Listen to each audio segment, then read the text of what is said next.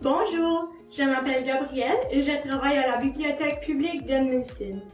Dans cette vidéo, je vais vous présenter 3 livres que l'on peut trouver dans la zone pour enfants à la bibliothèque.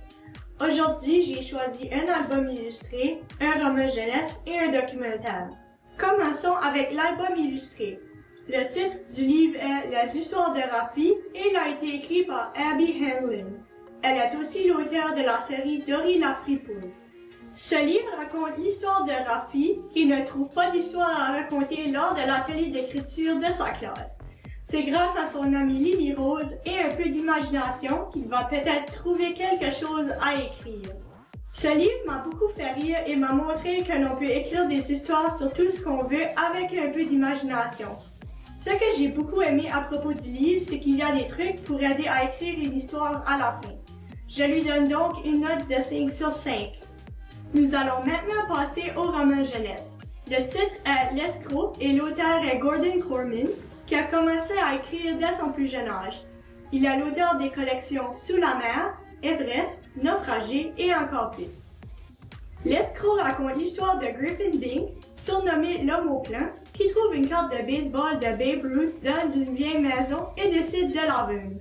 Le seul problème est, le jour où il l'a vendue pour 120 $, on annonce à la télévision qu'elle en vaut plus de 200 000. Donc, Griffin doit créer un nouveau plan pour récupérer la carte de baseball injustement volée par le vendeur. Mais cette tâche est loin d'être facile puisque Escromino est loin de s'en débarrasser. Ce livre a su garder mon attention tout le long. Je ne pouvais pas arrêter de le lire et les personnages sont très attachants. J'ai aussi beaucoup aimé que Korman laisse la définition du mot escroc dans le livre parce qu'avant de le lire, je ne savais pas ce que ce mot voulait dire. Je donne à ce livre la note de 5 sur 5. Nous allons maintenant finir avec le documentaire. Le titre du livre est Les instruments de musique et il a été écrit par Neil Ardley.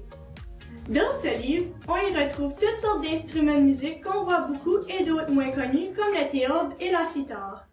On y découvre aussi les époques qu'ils ont été inventés et quelques grands compositeurs qui ont écrit pour ces instruments. Ce que j'aime à propos de ce livre sont les photos des différents instruments de musique. Ça nous donne une idée à quoi ils ressemblent. Ce livre est aussi un excellent outil pour trouver d'autres informations précises comme la fabrication d'un violon. Je donne à ce livre la note de 4 sur 5. J'espère que vous avez apprécié cette vidéo et que ça vous a donné le goût de lire les livres que je vous ai présentés. À la prochaine!